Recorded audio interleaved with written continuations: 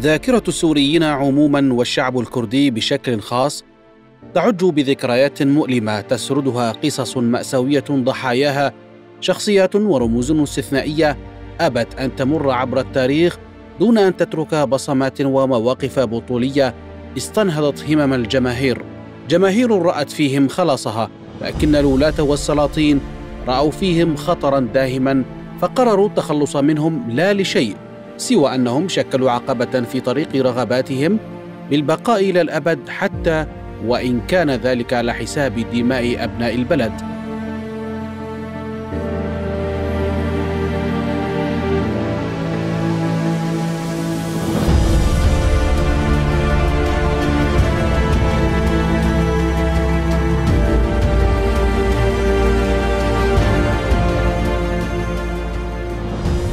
من هؤلاء الشيخ الدكتور العلامة محمد معشوق الخزنوي، الذي لمع نجمه في بداية الألفية الثالثة، وتحديداً بعد 12 من آذار مارس عام 2004 عندما ارتكبت قوات الأمن السورية مجزرة في ملعب قامشلي راح ضحيتها العشرات من خيرة الشباب الكرد، وهو أمر أشعل شرارة انتفاضة شعبية عفوية.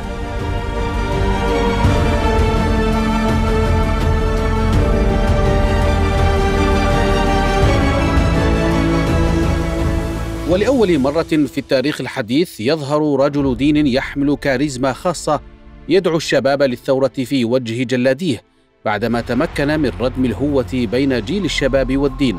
سلاحه في ذلك خطاب التجديد، إذ تطعمت ثقافته بثقافات أخرى خارج التكية التي أسسها جده، وهو أمر قض مضاجع السلطات السورية وفروع مخابراتها سيئة السمعة والصيت.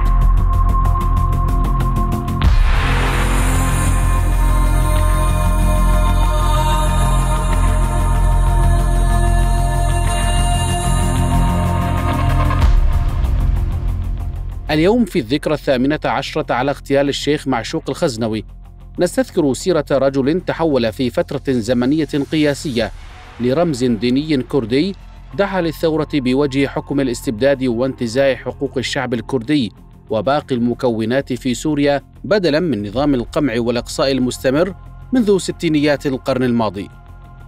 إنما الحقوق تؤخذ بالقوة،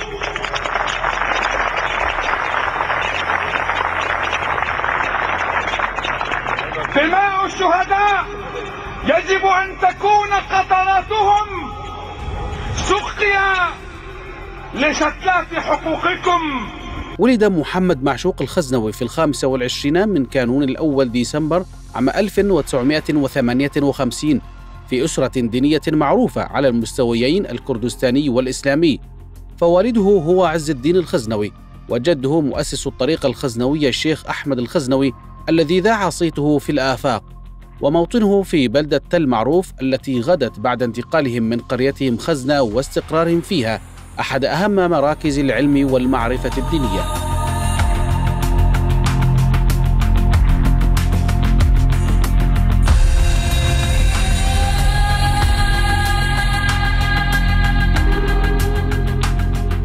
درس معشوق الخزنوي على يد معلمه الأول والده الشيخ عز الدين، بالإضافة إلى العلامة الشهير ملا عبد الله قرطميني، وانتسب بعدها لمعهد العلوم الشرعية في باب الجابية في دمشق، ثم أتم دراسته في الجامعة الإسلامية بالمدينة المنورة، حيث حصل على إجازة جامعية في العلوم الشرعية ثم شهادة الدكتوراه من باكستان.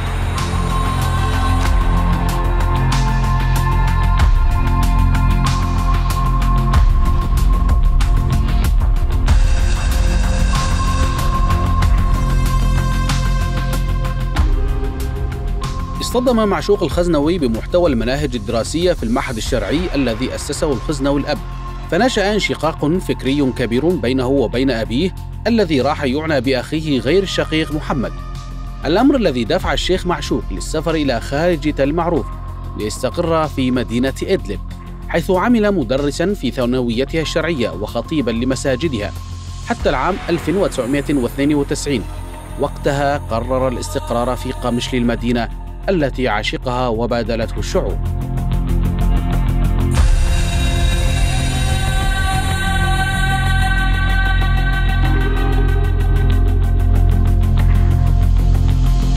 التجديد بالخطاب الديني كان من أكثر المفاهيم التي دغدغت مشاعر الخزنوي، فشارك في مؤتمرات دولية عديدة، كما ترأس الكثير من الندوات في أوروبا والعالم، ليحتل اسمه مكانة رفيعة لدى الكرد والسوريين عموما، ويتجاوزهم بعد ذلك إلى العالم الإسلامي كواحد من كبار رجال الدين الكرد الذين عملوا في إصلاح الشأن العام، رافضا إطفاء القدسية على البشر، فليس هناك ناطقون باسم الله، كما رفض أقحام الإسلام بالسياسة لتبرير تصرفات الحاكم المستبد.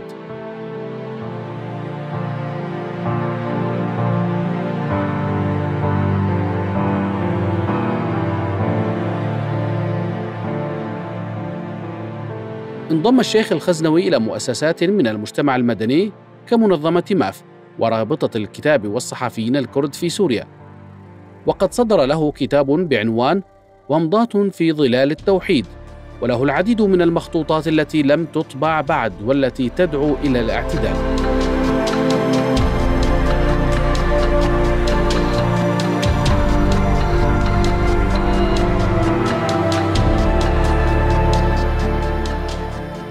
العاشر من أيار مايو عام 2005 اختطف الخزنوي من مركز الدراسات الإسلامية في دمشق، والذي كان يشغل فيه محاضرا ونائبا لرئيس المركز. زميله عضو البرلمان السوري الدكتور محمد حبش واقتيد إلى مكان مجهول، وما يحز في النفس أن الدكتور حبش واصل عمله في إدارة المركز بعد اختطاف واغتيال الخزنوي. ليس ذلك فحسب، بل سعى لتبرئة الحكومة السورية مرارا ودعم روايتها حول الاختطاف حتى تاريخ 16 من نيسان أبريل عام 2009، بعد أن أغلقت السلطات المركز دون توضيح الأسباب، وبعد الحراك الشعبي عام 2011 حينها غير حبش من روايته للأحداث واتهم دمشق بخطف وقتل معشوق الخزنوي.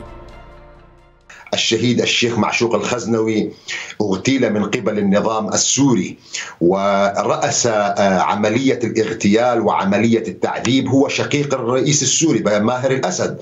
فهذه قضية موثقة عندنا بالأدلة وبالإثباتات التي قدمناها لأكثر من جهة حقوقية وعالمية بالمناسبة، ومنها على سبيل المثال منظمة العفو الدولية، محكمة العدل الدولية في لاهاي، البرلمان الهولندي، وعرضت على أكثر من خبير في أمور حقوق الإنسان. أكثر من هذا، يعني قبل 18 عاما عندما استقدمنا إلى دمشق بعد عملية الاغتيال، نحن قلناها بصراحة في مكتب المحامي العام الأول في دمشق أن القضية موجهة ومرفوعة على ماهر الأسد، لكن النظام السوري حاول أنه لا، يجب أن تكون القضية مرفوعة على الأدوات التي ظهرت على التلفزيون السوري، وهذا قضية كانت مفروغة عندنا أن هؤلاء مجرد أدوات استخدمهم النظام، مثل بهم عملية إعلامية على تلفزيونه بغية إخفاء الحقيقة عن الناس والفاعلين الحقيقيين. نحن كنا على تواصل مباشر مع الأجهزة الأمنية التي كانت تحت يدها هذا الملف خلال عملية الاختطاف في 10 من أيار إلى لحظة الإعلان عن الشهادة في 1 من حزيران، يعني 20 يوم كنا على تواصل دائما مع النظام ومع الأجهزة الأمنية. متابعة خط سير عملية الاختطاف وتقارير خاصة كشفت أن المختطفين سلموا الخزنوي للمخابرات الجوية الذين نقلوه بدورهم لسجن صيدنايا قرب دمشق. بعد 20 يوما أعلنت السلطات السورية أنها عثرت على جثته في مدينة دير الزور، وتحديدا في 1 من حزيران يونيو عام 2005، لكن هذه الرواية لم تكن محبوكة بدرجة تكفي لإقناع العالم.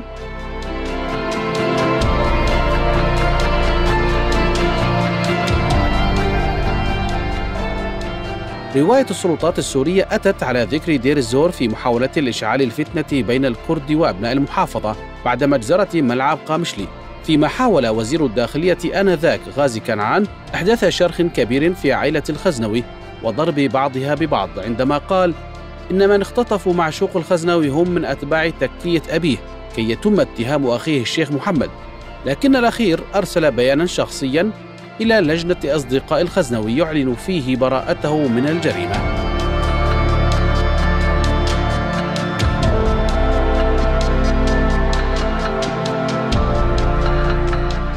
يعني بداية هم حاولوا أن تكون هناك اتهامات للمجتمع العربي في مدينة دير الزور، نتيجة أنه كان هناك سابقة في قبلها بسنة في 2004 من خلال المجزرة التي حصلت بين أو المباراة التي لعبت بين الجهاد والفتوة فريقي كرة القدم، فهناك سابقة موجودة بين الكرد والعرب في دير الزور، فحاولوا أن يزرعوا هذه الفتنة وأن الذي قتل الشهيد معشوق الخزنوي عملية عشائرية وانتقامية عربية من الأكراد نتيجة 2004. عندما لم ينجح هذا الأمر وكنا والعائلة والحركة السياسية كانت على مستوى كبير من الوعي، وأيضا إخوتنا العرب في مدينة دير الزور كانوا على مستوى كبير من الوعي، وأتذكر على رأسهم كان الشيخ رياض ضرار، يعني قدموا إلى القامشلي وفضحوا هذه المهزلة. وبالمناسبة على إثر هذه الزيارة وعلى إثر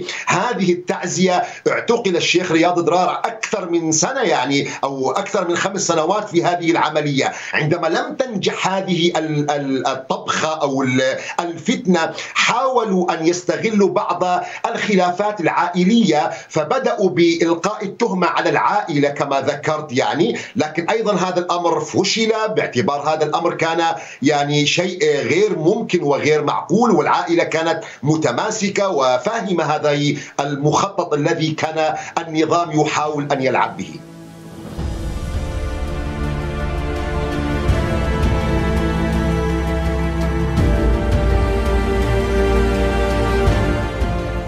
جريمة الاختطاف التي لم تعترف الحكومة السورية بتنفيذها جاءت بعد أسابيع قليلة من إلقائه خطبة وصفت بالنارية في 8 نيسان أبريل عام 2005 بمناسبة الذكرى السنوية الأولى لمقتل الشاب فرهاد محمد تحت التعذيب على يد المخابرات السورية. وأبرز ما قال فيها: يجب أن نحول الموت إلى حياة، والحقوق لا توهب صدقة، إنما الحقوق تؤخذ بالقوة. عبارات رددتها الجماهير ولا تزال. جماهير التفت حوله فدعاهم لعدم السكوت على الظلم وإيصال قضيتهم إلى الأوساط الدولية والعالمية في محاولة للاعتراف بالهوية والثقافة الكردية.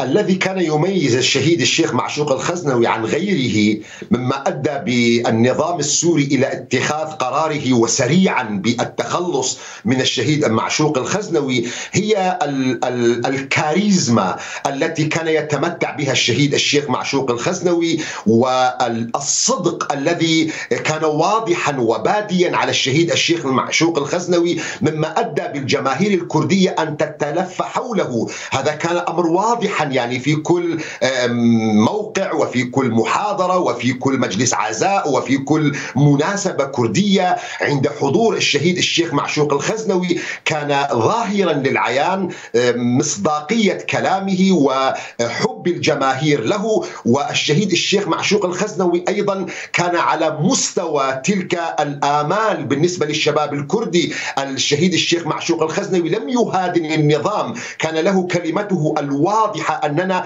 لن نبيع بعد اليوم بندورة، نتيجة إشارة إلى ما يمارسه النظام السوري بحق الأكاديميين والمثقفين وحملة الماجستير والدكتوراه من المجتمع الكردي الذين ضيقت عليهم. الشهيد الشيخ معشوق الخزنوي كان يقولها بكل صراحة أن الحقوق لا يتصدق بها أحد، وإنما الحقوق تؤخذ بالقوة. وهذا أدى بالجماهير الكردية إلى رجل مثقف متدين ينطلق من قاعدة دينية وعلى منبر جمعة ومعمم وينادي بالحقوق الكردية. المجتمع الكردي التف حول الشهيد الشيخ معشوق الخزنوي. أيضا الشهيد الشيخ معشوق الخزنوي كسر كل الخطوط الحمراء بالنسبة للقضية الكردية في سوريا. الشهيد الشيخ معشوق الخزنوي فتح مكتبه على مرأى ومسمع النظام السوري لكل السفارات ولكل البعثات الأوروبية للقدوم إلى القامشلي والاجتماع مع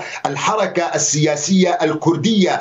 أكثر من ذلك، الناس كانت تعلم أن الشهيد الشيخ معشوق الخزنوي لم يكن يطمح إلى منصب سياسي أو إلى هيكلية معينة. دائما ما كان يقول لست بديلا عن الحركة السياسية، وإنما أنا خادم لهذا المجتمع. هذا أدى بكل المقولات وبكل الحركات التي كان يقوم بها الشهيد الشيخ معشوق الخزنوي إلى القبول والرضا في المجتمع الكردي، نتيجة أنهم يرون رجلا لا يبحث عن منصب، لا يبحث عن أن يكون بديلا، وإنما خادم لهذا المجتمع. وهذا أدى بالنظام السوري عندما رأى هذا الالتفاف الشعبي والمصداقية التي يحظى بها الشهيد معشوق الخزنوي والخطوات المتسارعة لعمله سواء على الصعيد الكردي أو على الصعيد السوري في دمشق أو حتى على الصعيد الإقليمي والإسلامي في كل المؤتمرات التي كان يدعى إليها، وحتى على الصعيد العالمي. يعني الشهيد معشوق الخزنوي في مؤتمر أوسلو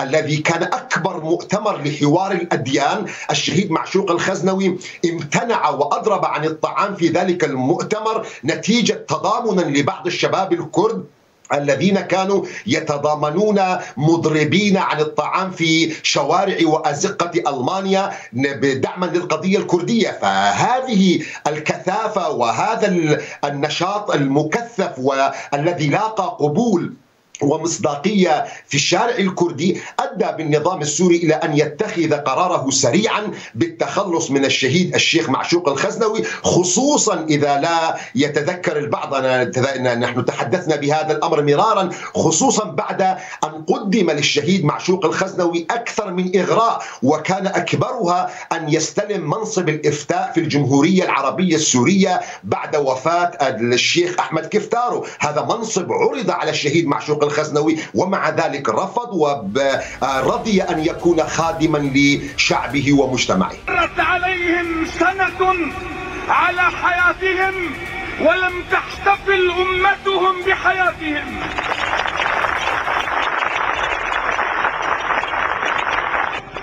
إن الحقوق أيها الإخوة لا يتصدق بها أحد، إنما الحقوق تؤخذ بالقوة.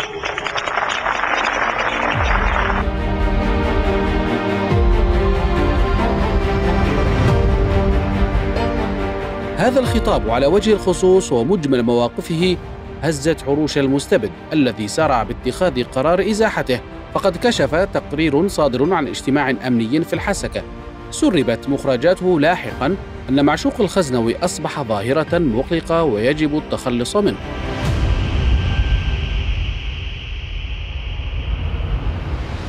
وعيد الإعلان عن اختفاء الخزنوي خرجت مظاهرات حاشدة بمدينة قامشلي مسقط رأسه، وانتقلت لمدن أخرى داخل سوريا وخارجها.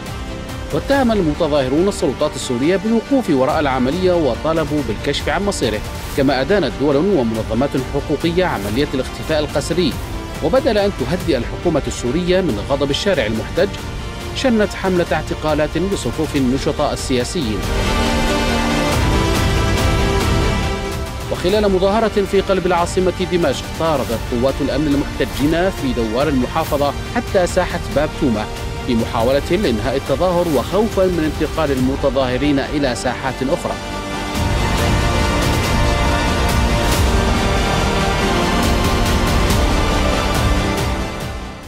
قمنا بمظاهرة في دمشق في ساحة المحافظة، قمعت هذه المحافظة، ثم ذهبنا بالمظاهرة إلى ساحة باب تومة. وفي ساحة باب تومة قدم إلينا رجل وهو شخص معروف وعرف بنفسه أنه من القصر الجمهوري، وطلب منا فض الاعتصام وفض المظاهرة، ووعد بأننا سنتلقى أخبار جيدة وأخبار جميلة خلال ساعات، وأن هناك فقط بعض الأمور اللوجستية التي لابد أن تنتهي. في ذات اليوم، هذا الأمر كان تقريبا ظهرا، في ذات اليوم مساء بعد الساعة 12 كنا في فرع الأمن الجنائي العام خلف التلفزيون في ساحة الأمويين. نفس الرجل كان موجودا، وهو الذي رافقنا إلى دير الزور وسلمنا جثة الوالد التي هو اعتبرها أخبار سارة لنا يعني في بداية النهار. القضية لدينا هي محسومة، ونمتلك من الأدلة القوية القانونية التي تظهر بوضوح ضلوع النظام السوري وعلى رأسه ماهر الأسد بعملية اغتيال الشهيد الشيخ معشوق الخزنوي. لكن للأسف لا يوجد أي تقدم في هذا الملف لعدة أسباب كثيرة، منها القضية السورية العامة التي شغل بها العالم، إضافة إلى التفرق السياسي بين الأحزاب الكردية التي جعلت يعني من أي ملف كردي سواء في عملية اغتيال الشهيد الشيخ معشوق الخزنوي أو مجزرة وانتفاضة 12 من آذار في 2004 والمجازر المتكررة لشهداء نوروز وغيرها من المآسي التي تخص الشعب الكردي، نتيجة تفرق الأحزاب السياسية الكردية ونتيجة عدم تضامنهم وعدم وحدة كلمتهم، أدى بهذه الملفات إلى تأخر وإلى عدم تقدم في كثير من المنظمات الإنسانية أو الحقوقية العالمية.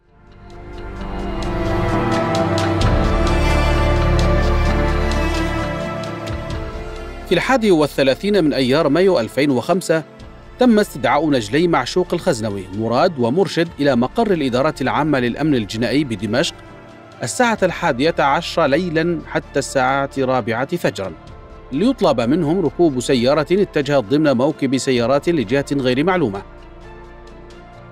مرشد وأخاه الأكبر مراد كانا يظنان أنهما سيلتقيان بأبيهما وهو على قيد الحياة، لكنهما فوجئا بتوقف الموكب قرابة الساعة 6:30 عند مدخل الكراجات في مدينة دير الزور، ثم التوجه نحو مقبرة قريبة، وكانت الصدمة بوجود قبر مفتوح وبجانبه جثمان الشيخ الخزنوي ممدد على الأرض. وقيل لهما حينها أنه كان مدفونا وأنهم أخرجوه من القبر ولا يعلمون من الجاني، لكن نجلي الشيخ أكدا عدم وجود أي علامات تدل على أن والدهما كان مدفونا، فقد كان الجثمان غير متسخ ولا متفسخ، بل كانت هناك علامات تعذيب واضحة على الجثة. ويتابعان بالقول إنه لم يسمح لهما بالإعلان عن مصير الشيخ إلا عند الساعة 12 ظهرا.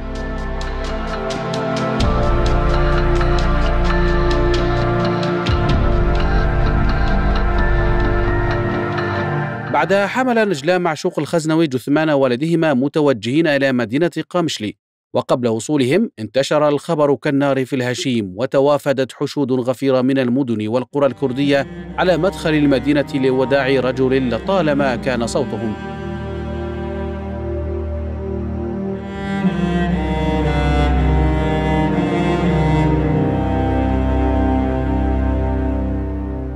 وصل جثمان الشيخ عصرا إلى جامعه في حي حلكو الذي بناه، حيث منبره الذي كان يسطح من فوقه بكلمة الحق دون أن يخشى لومة لائم. تأخر وصول الجثمان بسبب الحشود الغفيرة التي خرجت لوداعه محمولا على الأكتاف، ثم طافوا بجثمان شيخ الشهداء شوارع قامشلي وصولا إلى منزله، ثم إلى مقبرة الشهداء بحي قدوربيك، حيث وري الثرى في مشهد مهيب. ومن المضحك المبكي ما بثه التلفزيون الرسمي السوري بعد يوم واحد فقط من تسليم الجثمان لاعترافات 3 أشخاص قال إنهم متورطون بعملية خطف وقتل معشوق الخزنوي. تحدث المذيع المحقق وقتها عن كل شيء إلا عن الأمور المهمة المرتبطة بالجريمة: كيف تم نقل الشيخ من دمشق إلى حلب إلى دير الزور، ودوريات الشرطة والمخابرات أكثر من الهم على القلب على جميع المفارق والمدن والقرى لصالح من تم تنفيذ الجريمة. أين أداة الجريمة؟ هل ظهرت بصمات هؤلاء حقا؟ كل شيء كان مقصودا لتشتيت الأذهان.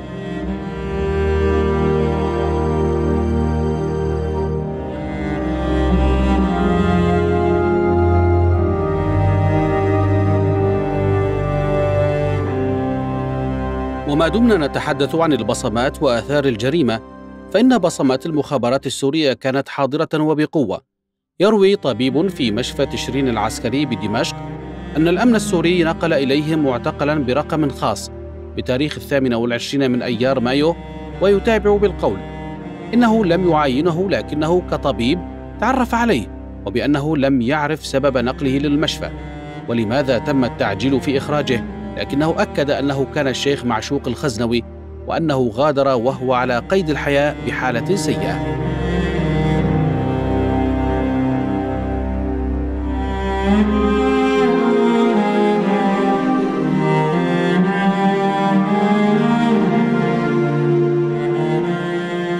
ومما لا شك فيه أن الشيخ معشوق الخزنوي لم يرضخ لطلبات الأمن السوري، لذلك أقدموا على التخلص منه بطريقة وحشية.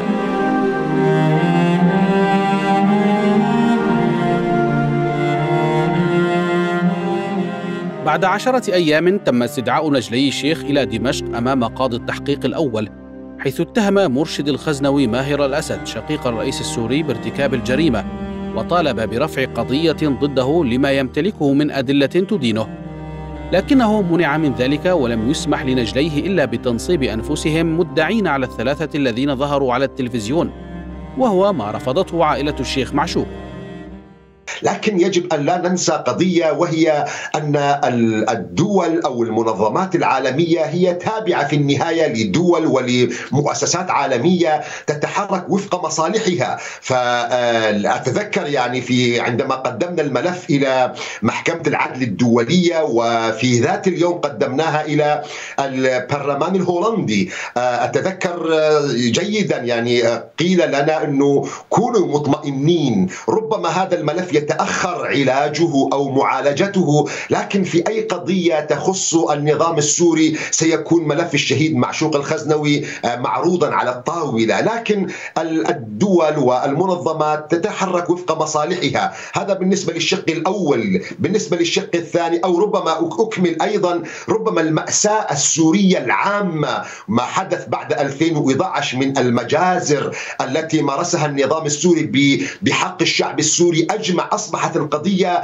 أكبر من قضية شخص أو قضية مجموعة عرقية، بقدر ما هي يعني قضية تخص الشعب السوري بشكل عام. يعني فالنظام غير مقبول، ولا يعني لديه ملفات بجرائمه بحق الإنسانية على أكثر من صعيد، وملف الشهيد الشيخ معشوق الخزنوي إحدى تلك الملفات التي نتيجة قوة المجتمع الكردي وقوة السياسة الكردية سيكون لها بروز في أي عملية محاكمة أو في أي عملية تفاوض. بالنسبة للشق الثاني، لماذا ماهر الأسد بالذات؟ لأننا نمتلك أدلة تشير وتدل بوضوح على إشراف ماهر الأسد شخصيا بحضوره شخصيا في غرفة التعذيب على بالشيخ الشهيد معشوق الخزنوي.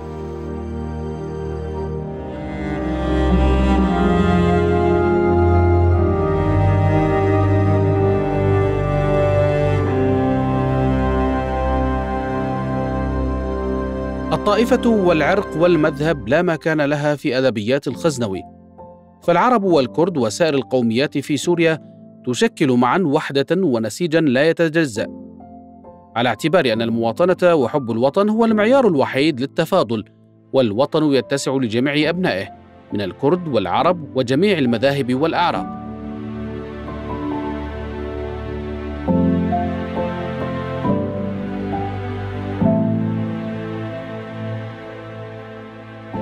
في إحدى المناسبات التي حضرها العديد من الشخصيات الاجتماعية البارزة محلياً وسورياً، ومن بينهم صديقه الباحث محمد حبش، قال إن اسم مدينته هو قامشلو، والقامشلية وقامشلي، وربما زالين، بمعنى أنها لأبنائها من الكرد والعرب والمسلمين والمسيحيين. وكان لهذه العبارة بل لهذا الحفل الذي دعا إليه الفسيفساء السورية وقعه الكبير، لا سيما أنه جاء بعد 12 من آذار مارس، حين أراد النظام السوري إحداث فتنة وجر المنطقة لحرب أهلية، فكان بحق حلقة وصل أريد لها أن تنقطع.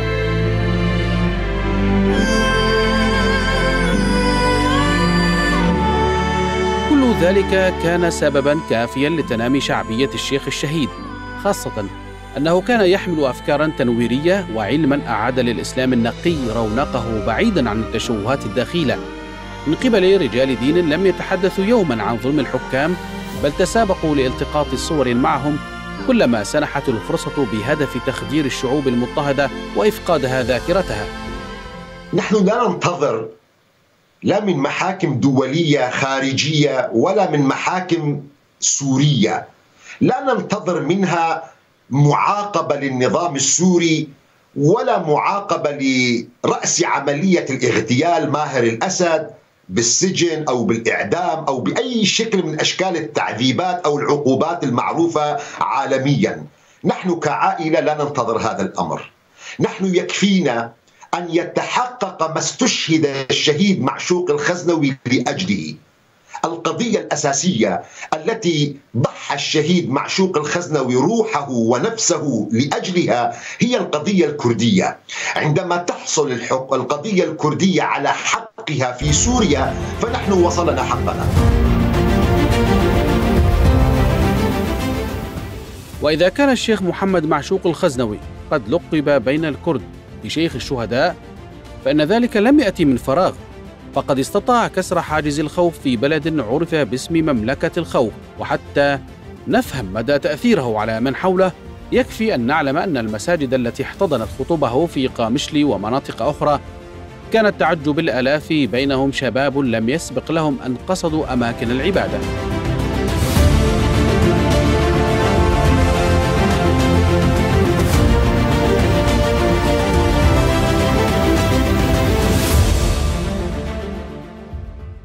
الصالحون يموتون، الفاسقون يموتون، المحافظون على الأوطان يموتون، الخائنون للأوطان يموتون، الرجال يموتون، النساء يموتون، الصغار يموتون، الأطفال يموتون، الكبار يموتون. لكن الشهداء هؤلاء فئة يختارهم الله عز وجل من بين كل البشر ويتخذ منكم شهداء. الجرأة التي إن صح التعبير أننا نمتلكها هي لفضل الله عز وجل ومنته، ثم من التربية التي ربانا الشهيد الشيخ معشوق الخزنوي عليها، وأنه مهما كان من قوة في يد الظالم فإنما هي عملية موجودة في هذه الحياة الدنيا. اقض ما أنت قاض فإنما تقضي هذه الحياة الدنيا.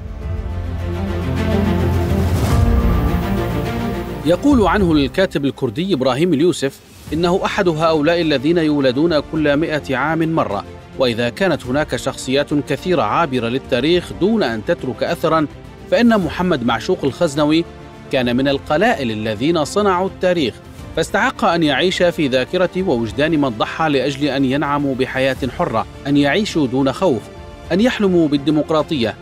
من يدري، ربما يتحول الحلم لحقيقة.